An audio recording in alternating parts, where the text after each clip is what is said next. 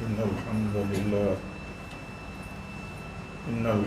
لله نحمده ونستعينه ونستغفره ونعوذ بالله من شرور أنفسنا ومن سيئات أعمالنا من يهده الله فلا مضل له ومن يضلل فلا هادي له وأشهد أن لا إله إلا الله وحده لا شريك له وأشهد أن محمدًا عبده ورسوله يا أيها الذين آمنوا اتقوا الله حق تقاته ولا تموتن إلا وأنتم مسلمون يا أيها الناس اتقوا ربكم الذي خلقكم من نفس واحدة وخلق منها زوجها وبث منهما رجالا كثيرا ونساء واتقوا الله الذي تساءلون به والأرحام إن الله كان عليكم رقيبا يا أيها الذين آمنوا اتقوا الله وقولوا قولا سديدا يصلح لكم أعمالكم ويغفر لكم ذنوبكم ومن يطع الله ورسوله فقد فاز فوزا عظيما أما بعد فإن خير الحديث كتاب الله وخير الهدي هدي محمد صلى الله عليه وسلم وشر الأمور محدثاتها وكل محدثة بدعة وكل بدعة ضلالة وكل ضلالة في النار أعوذ بالله من الشيطان الرجيم بسم الله الرحمن الرحيم لقد كان لكم في رسول الله أسوة حسنة معزز حاضرین جمعہ، دینی بھائیوں، اسلامی ماں اور بہنوں،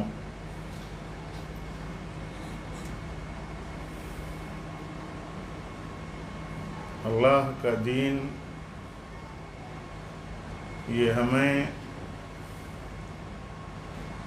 زندگی کے ہر موڑ اور ہر مسئلے میں رہنمائی کرتا ہے۔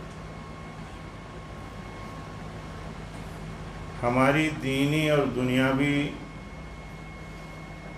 تمام ضرورتوں میں ہمیں صحیح راستہ دکھاتا ہے اور وصول کا راستہ دکھاتا ہے۔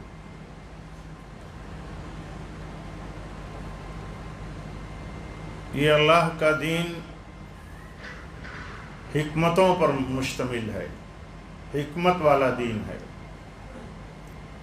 اس دین میں مصلحتیں مطلوب ہیں۔ اللہ تعالیٰ چاہتا ہے کہ ہمارا دین یہ چاہتا ہے کہ ہم مصلحتوں پر خیال رکھیں، مصلحتوں کی رعایتیں کریں۔ جو مصلحتوں کے خلاف ہیں، یعنی مضر چیزیں ہیں، ان سے بچائیں، اپنے آپ کو بچیں۔ آپ دیکھیں گے کہ پورے دین میں ہمیں اصولی بات یہی سکھائی گئی ہے کہ ہم خیر اور بھلائی کی چیزیں حاصل کریں اور شر اور برائیوں سے اپنے آپ کو بچائیں۔ ہمارا یہ ایمان ہو کہ برائیوں کا رزلٹ خطرناک ہے، معصیتوں اور گناہوں کا رزلٹ خطرناک ہے، نیکیوں کا، بھلائیوں کا رزلٹ اچھا ہے۔ جب تک یہ یقین اور ایمان نہ ہو کہ ہم خیر کا کام کریں گے تو اس کا ہمیں صحیح رزلٹ ملے گا، اور شر کا کام کریں گے تو ہم برے رزلٹ سے دوچار ہو جائیں گے۔ تب تک آدمی اس ایمان کے بغیر، تب تک آدمی بچتا نہیں ہے، بچ نہیں پاتا ہے۔ دنیا کی زندگی میں بہت سارے حالات اچھے اور برے آتے رہتے ہیں، یہ اللہ کا نظام ہے، اس کی سنت ہے۔ اس اللہ کے نظام میں ایک مومن اپنے آپ کو ہر طرح کے حالات میں بچا لیتا ہے، سنبھال لیتا ہے، اس لیے کہ اس کا ایمان ہے کہ اللہ تعالیٰ نے جو کچھ اس دنیا میں اپنی سنت جاری رکھی ہے اس میں ہمارے لیے خیر ہے۔ کبھی کبھی ہم بہت ساری مشکلات سے گزرتے ہیں، بہت سارے حادثات سے دوچار ہو جاتے ہیں، لیکن ان مشکلات اور حادثات میں ہمارے لیے بہت خیر پنہا ہوتا ہے۔ اللہ تعالیٰ کبھی مصیبت میں ڈالتا ہے تو اللہ کی مشیت یہ ہوتی ہے، اللہ کی مرضی یہ ہوتی ہے کہ بندہ مشکلات میں جانے کے بعد میری طرف لوٹ کر کے آ جائے۔ تو آپ بتائیے کہ مشکلات میں ڈالنے کے بعد بھی اللہ تعالیٰ کی مرضی اسی میں ہے کہ بندہ میری طرف لوٹ کر کے آ جائے۔ تو ایسے لوگوں کے لیے مشکلات جو یہ بات سمجھتے ہیں کہ کہیں کسی گناہ کے پاداش میں مشکلات کا فیصلہ ہو گیا ہمارے حق میں، تو وہ مشکلات سے نکل کر کے، گناہوں سے نکل کر کے جب اللہ کی طرف لوٹ کر کے آتا ہے تو اللہ تعالیٰ کی مرضی اور خوشنودی اس کو حاصل ہو جاتی ہے۔ دیکھیے حدیث میں آتا ہے، اللہ کے نبی صلی اللہ علیہ وسلم فرماتے ہیں کہ ایک آدمی سفر پر جاتا ہے، اپنا سامان سفر سواری پہ لاد کے رکھتا ہے، یہاں تک کہ وہ کسی سائے دار درخت کے نیچے رک کر کے آرام کرنے لگتا ہے، اس کی سواری غائب ہو جاتی ہے، سامان بھی اس کا سفر کا سواری پر لدا ہوا ہے، وہ سامان بھی چلا جاتا ہے۔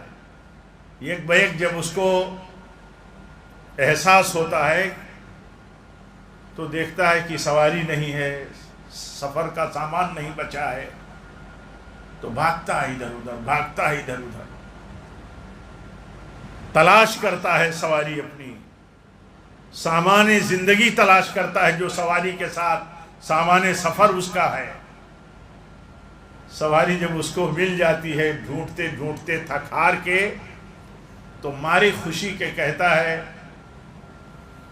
اے اللہ تو میرا بندہ ہے، میں تیرا رب ہوں۔ ماری خوشی کے اس کو اپنے اوپر کنٹرول نہیں رہتا کہ کیا خوشی میں وہ بول رہا ہے۔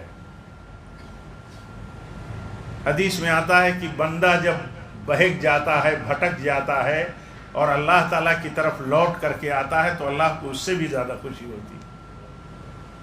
تو یہ بات ہماری زندگیوں میں بہت ساری مشکلات ہیں، سماجی مشکلات ہیں، سیاسی مشکلات ہیں، معاشرتی مشکلات ہیں، بہت ساری مشکلات ہیں زندگیوں میں ہماری، لیکن ان مشکلات کے پیچھے ہمارا کرتوت کیا ہے، ہمارے عمل کیا ہیں۔ اللہ تعالیٰ چاہتا ہے کہ ان مشکلات میں پڑنے کے بعد جائزہ لو اپنے کرتوتوں کا، اپنے اعمال کا، اپنے معاملات کا، اپنی دین کی زندگی کا، کتنا اعراض ہے، کتنی سرکشی ہے، کتنا کفر و نفاق ہے، کوئی حد و حساب نہیں بچا ہے اگر صحیح معنوں میں جائزہ لیا جائے۔ تو اللہ تعالیٰ ان ساری مشکلات میں بھی اس کی مرضی اسی میں ہے کہ جن بنیادوں پر مشکلات ہیں ان بنیادوں سے، ان مشکلات سے نکلنے کے لیے بندہ اللہ تعالیٰ کی طرف ان مشکلات سے نکل کر کے آئے، یہ اللہ تعالیٰ کو مطلوب ہے۔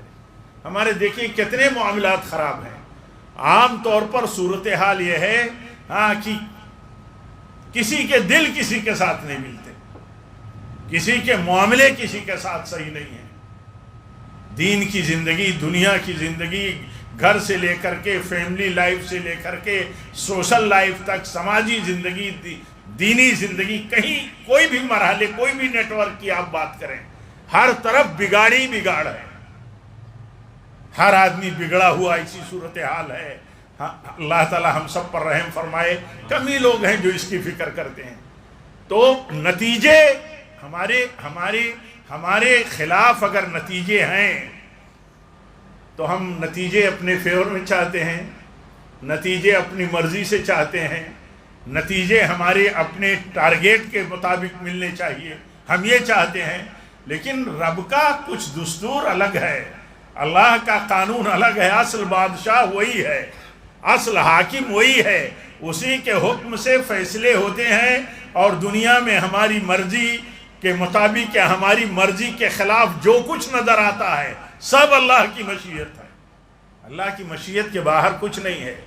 یہ اس وقت تک نہیں بدلے گا جب تک کہ ہماری اپنی زندگی، ہمارے اپنے اعمال، ہمارے کرتوت صحیح نہیں ہوں گے.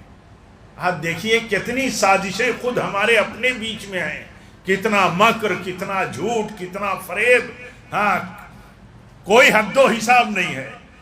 اتنا آدمی دنیا کی زندگی میں، دنیا کی لالچوں میں اپنی حیثیت، اپنا منصب، اپنا مقام بچانے کے لیے کتنی سازشیں کرتا ہے. یہ تو جو کرتا ہے وہ جانتا ہے، اسے ہم جانتے ہیں، ہم جو کرتے ہیں آپ جانتے ہیں، آپ جو کرتے ہیں ایک دوسرے کے خلاف. لیکن اللہ تعالیٰ نے نصیحت کی ہے کہ تمہارے کرتوتوں ہی کی سزا تمہیں ملتی ہے. دیکھو اپنے کرتوت. آج ہم اتنے بڑے اپنے دیش میں اتنی بڑی مشکل حالات میں سیاسی سطح پر، ملکی سطح پر ایک خیر امت ہونے کے باوجود مسلمان اور ہم آپ مبتلا ہیں، پوری کمیونٹی مبتلا ہے، اذیتوں میں مبتلا ہے، کرب میں مبتلا ہے، بے چینی میں مبتلا ہے. یہ اس کا انکار نہیں کیا جا سکتا.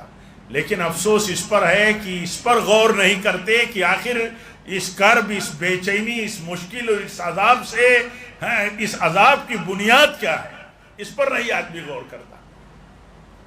حدیث میں آتا ہے، اللہ کے نبی صلی اللہ علیہ وسلم فرماتے ہیں، جس قوم میں سود عام ہو جائے، جس بستی میں سود عام ہو جائے، جس بستی میں زنا عام ہو جائے، اس پر اللہ کا عذاب حلال ہو جاتا ہے. آپ سوچئے،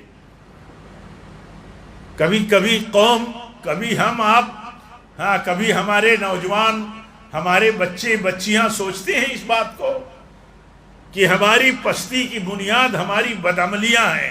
ہمارے اوپر سزا اگر ہے، ہم سمجھتے ہیں کہ ہم ایک ایسی قوم کی صورت میں، مطلب ہے ہماری صورت ایسی بن چکی ہے کہ ہماری جیسے لگتا ہے کہ کوئی حیثیت نہ ہو.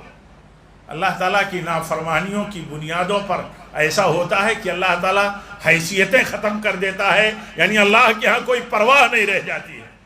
اور اگر اللہ کے ہاں پرواہ ہو، اللہ تعالیٰ کے ہاں ہماری پرواہ ہو تو اللہ کافی ہے ہمارے لیے. ہماری تدبیریں کام نہیں کریں گی، ہماری تدبیریں توحید کے ساتھ کام کرتی ہے. اصل تدبیر ہماری توحید ہے. دنیا کے اسباب کو جمع کرنے کے بعد، دنیا کے سورسوں کو استعمال کرنے کے ساتھ، اصل سورس اللہ کی توحید ہے اور اس پر توکل ہے. اصل کیا ہے؟ ہم تو یہ سوچتے ہیں کہ ہمارے پاس ووٹ کی طاقت ہے تو ہم اپنے ووٹ کی طاقت سے ایسا نہیں ایسا کر سکتے ہیں. لیکن اللہ کا قانون یہ ہے، اللہ کا قانون یہ ہے کہ تم اللہ کے دین کی مخالفت کرو گے، اللہ سے باندھے ہوئے دین سے باندھے ہوئے عہد کی مخالفت کرو گے تو اللہ تعالیٰ تمہارے بیچ میں اختلاف ڈال دے گا. آج دیکھیے مسلکوں کی بنیاد پر بھی ووٹوں کی سیاست چلتی ہے. مسلکی بنیادوں پر کینڈیڈیٹ کو دیکھا جاتا ہے جیسے مذہبی بنیاد پر دیکھا جاتا ہے. یہ ساری چیزیں کہاں سے آتی ہیں؟ یہ آتی ہیں سب اللہ تعالیٰ کے نظام سے اور اس کی مشیت سے کہ جب قوم اور کمیونٹی جو ہے اللہ تعالیٰ کے قانون کو، اس کے حکم کو، اس سے باندھے ہوئے عہد کو توڑتی ہے تو اللہ تعالیٰ ان پر مسلط کر دیتا ہے ایسا عذاب کہ اس عذاب سے وہ نکل نہیں پاتے. آج دیکھیے اپنی ہی بستی میں، اپنے ہی حلقے میں کتنے لوگ کس ڈھنگ سے کام کرتے ہیں. تو میں اس پر بات نہیں کرنا چاہتا ہوں، میں بات اس پر کرنا چاہتا ہوں کہ اصل مسئلے کا تو حل ہمارا دین ہے اور اللہ تعالیٰ کے اوپر ایمان اور توکل ہے. ہم یہ سوچتے ہیں کہ ہمارے پاس جو بھی اسباب ہیں، سورسز ہیں، یہ ہمارے لیے کافی ہیں. ایمان والوں کے لیے ظاہری سورس کبھی کافی نہیں. ایمان والوں کے لیے ظاہری اسباب کے ساتھ، سورسز کے ساتھ سب سے بڑا سورس توکل ہے اللہ پر اور ایمان ہے اللہ پر. آپ سوچئے، خالی وہ دور دیکھیے امیر المومنین عمر بن خطاب رضی اللہ تعالیٰ عنہ کا، کتنے دبدبے کا، شان و شوکت کا دور تھا، کتنی قوت اور عظمت کا دور تھا، تھراتی تھی دشمن قومیں، دشمن طاقتیں، ان کا دبدبا اور ان کا رعب اتنا تھا. لیکن دیکھیے ان کا ایمان تھا اس پر کہ یہ اسباب اور سورسز جو ہمارے ہیں، ہماری فوج ہے، فوج ہتھیار بند ہے. وہ لکھتے تھے باقاعدہ کمانڈر کو، محاذ جنگ پر اپنے کمانڈر کو لکھتے تھے کہ تمہیں دشمن پر فتح تقوی کے بغیر نہیں مل سکتی. ایمان اور توکل رکھو اللہ پر، یہ منشا تھا. کبھی تم بھروسہ مت کر لینا اپنی فوج اور اپنے ہتھیاروں پر کہ ان سے تمہیں فتح مل جائے گی. ان کی ضرورت ہے، وہ سورس ہیں، لیکن اللہ تعالیٰ فتح دیتا ہے. اور اللہ تعالیٰ فتح، اصل تو فتح اللہ تعالیٰ ایمان اور توکل سے دیتا ہے. کبھی ہم بحیثیت مسلمان یہ سوچتے ہیں کہ اللہ تعالیٰ ہمیں عزت اسلام کی وجہ سے دے گا. میں تو اپنے چھوٹے سے تجربے میں دیکھتا ہوں کہ انکار تو نہیں کیا جا سکتا ہے کہ اللہ تعالیٰ کے بندے ایسے نہیں ہیں کہ جو ایمان رکھتے ہوں کہ ان کو عزت اسلام کے تھرو ملے گی، اسلام کے ذریعے ملے گی، اسلام پر عمل سے ملے گی، ایمان اور توکل سے ملے گی. اس کا انکار تو نہیں کیا جا سکتا. لیکن آپ دیکھیے اپنے اندر جھانک کر کے، اپنے ارد گرد، اپنے دوست احباب، اپنے حلقہ احباب، اپنے نیٹ ورک میں آپ دیکھیے، اپنے گھر سے باہر دیکھیے، یعنی آپ دیکھیے، ہم آپ سب دیکھیں کتنے لوگوں کا ایمان ہمارے اپنی کمیونٹی میں ہے، ہمارے اور آپ کے اندر، کہ ہمیں اللہ تعالیٰ عزت اسلام کے ذریعے دے گا. آج آدمی تعلیم کو عزت کی بنیاد سمجھتا ہے، ڈگریوں کو عزت کی بنیاد سمجھتا ہے، دولت سمجھتا ہے مل جائے تو عزت مل جائے گی، سیاست میں کوئی حیثیت اس کو حاصل ہو جائے تو عزت مل جائے گی. کتنے لوگ سیاستوں میں جا کر کے اپنا دین اور ایمان سب بیچ دیتے ہیں، کچھ نہیں بچاتے، کچھ نہیں بچتا ان کا. پھر ان کی بنیاد پر اور ان کو کیسے عزت ملے گی؟ اور کوئی پرواہ نہیں. پھر اللہ تعالیٰ کو بھی کوئی پرواہ نہیں. تو یہ عزت کا جو تصور ہے کہ ہمیں عزت کیسے ملے گی، سرکاریں بدل جائیں، حالات بدل جائیں، ہماری عزت کا راستہ کھل جائے گا. کوشش سب کو کرنی چاہیے، جو تقاضے ہیں اس پر کوشش کرنی چاہیے. لیکن یہ عقیدہ اور تصور اگر کمزور ہوا کہ ہمارا رشتہ اسلام سے اور ہمارا ایمان اگر اس سے خالی ہو گیا کہ عزت تو ہمیں ملے گی، قوم کو، کمیونٹی کو ملے گی، مسلمانوں کو ملے گی، تو دین کے ذریعے ملے گی.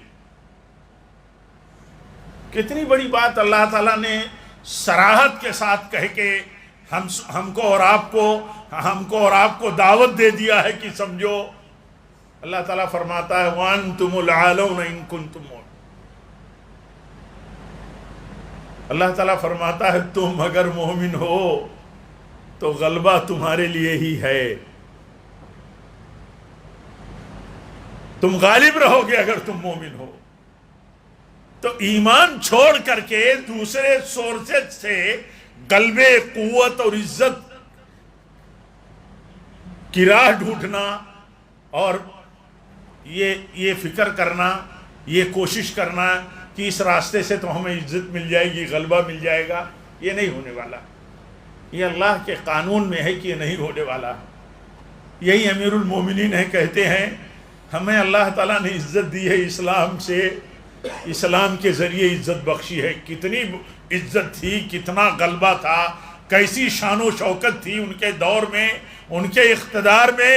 اس کے باوجود دیکھیے کہتے ہیں یہ ہمارے پھٹے حالات پھٹے پرانے ہیں، حالات پھٹے پرانے ہیں دیکھنے کے لیے، لیکن غلبہ اور دبدبہ اور رعب جو ہے دشمنوں کے دل و دماغ پر کیسا ہے کہ سب تھرائے ہوئے ہیں، تو کہتے ہیں یہ حیثیت جو اللہ نے ہمیں بخشی ہے یہ اسلام کے ذریعے بخشی ہے، اور اگر اسلام کو چھوڑ کر کے ہم عزت اور سربلندی اور غلبہ اور اپنا ٹارگیٹ ڈھونڈنا چاہیں گے تو نہیں ملے گا، مسلمانوں کو نہیں ملے گا۔ تو یہ تصور ضروری ہے، یہ تصور ضروری ہے۔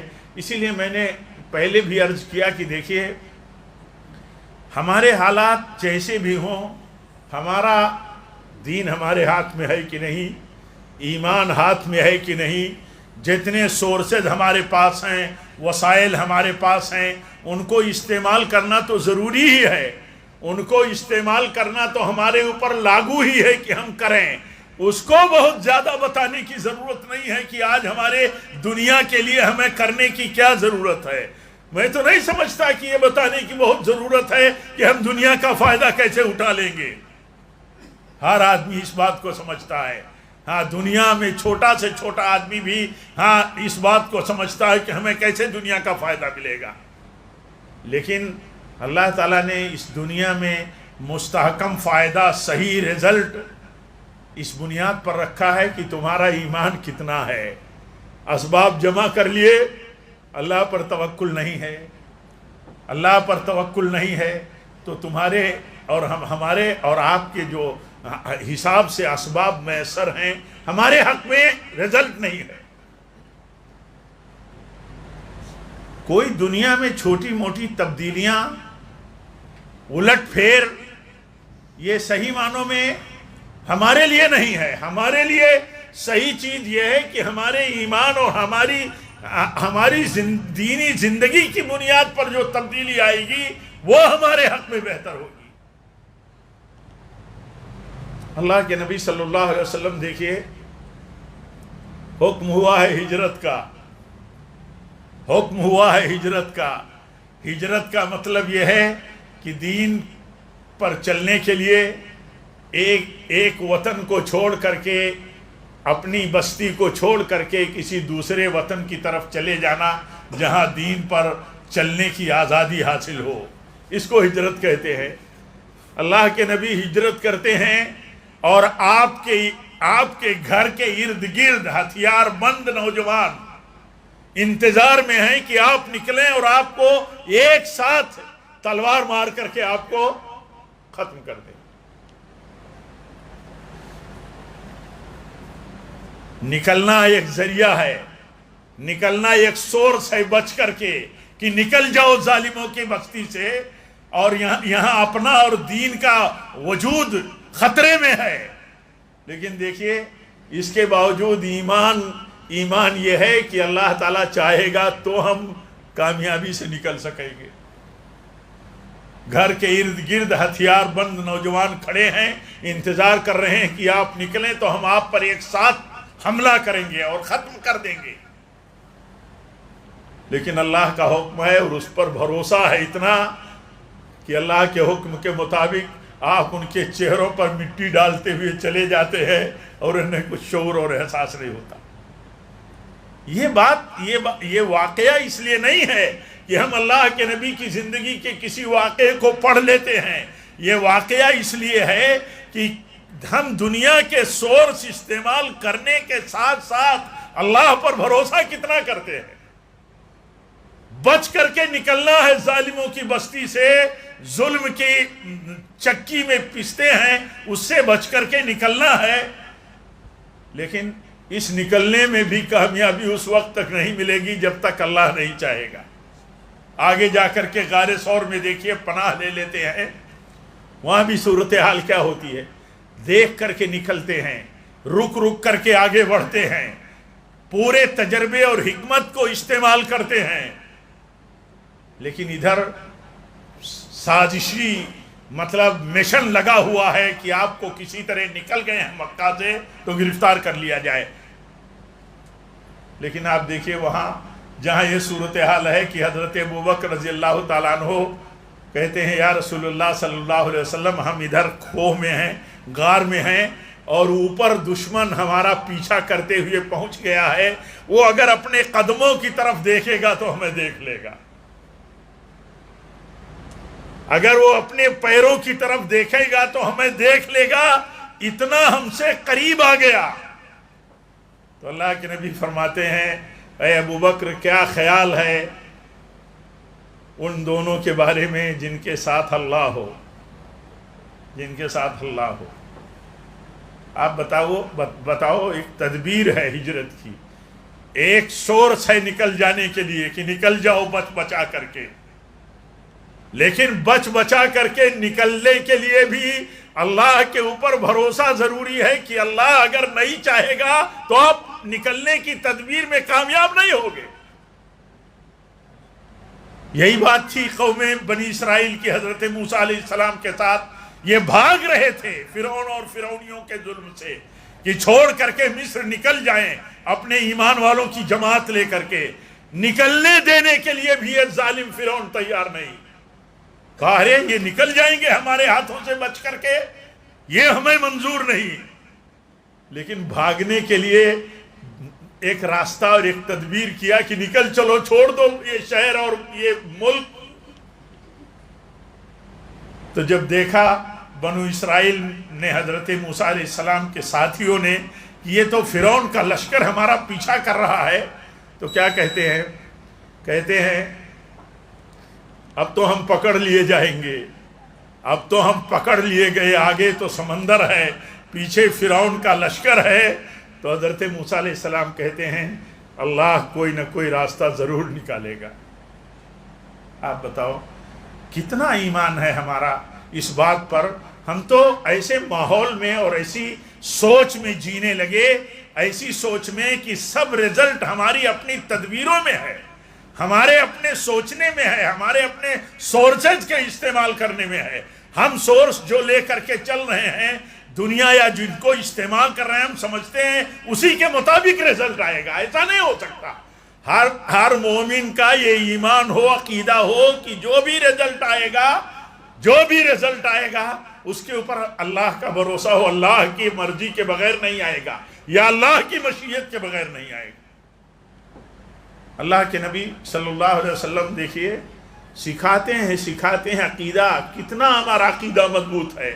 اللہ کے نبی فرماتے ہیں حضرت عبداللہ ابن عباس سے، کہتے ہیں اے چچے زاد بھائی، یہ بہت چھوٹے عمر کے تھے بچے، کہتے ہیں ساری امت اگر جمع ہو جائے، ساری امت تمہیں نقصان پہنچانے کے لیے، تو تمہیں اس نقصان سے جو تمہاری تقدیر میں لکھا ہے اس سے زیادہ نقصان نہیں پہنچا سکتی۔ ساری امت جمع ہو جائے، ساری طاقتیں اکٹھا ہو جائیں، اور ایسے ہی کوئی خیر کوئی بھلائی پہنچانا چاہیں سارے لوگ جمع ہو کر کے، تو جتنا خیر لکھا ہے اتنا ہی ملنے والا ہے۔ لیکن اس کے باوجود دیکھیں کتنا ایمان ہے ہمارا، اور کتنا فریب اور کتنی سازش اور کتنے دھوکے اور کتنی باطل چالیں ہماری ہیں۔ اللہ تعالی ہم سب کی اصلاح فرمائے، ہم سب کو اللہ تعالی صحیح بنیادوں پر زندگی گزارنے کی توفیق دے۔ رب العالمین ہمیں دنیا میں جتنی تدبیریں، جتنے سورسز اور وسائل جائز ہیں ان کو استعمال کرنے کے ساتھ ساتھ اصل جو سورس ہے، اصل اللہ کے اوپر ایمان اور بھروسہ، اللہ تعالیٰ اس پر ہمیں مضبوطی کے ساتھ رہنے کی توفیق دے۔ جب تک ہیں اللہ ہم زندہ رہیں، تیرے دین پر رہیں، تقوی پر رہیں، تیرے نبی کی سنت پر رہیں، اور جب بھی ہماری موت ہو تو نبی صلی اللہ علیہ وسلم کی سنت پر اور آپ کے طریقے پر ہو۔ وآخر دعوانا الحمدللہ رب العالمین۔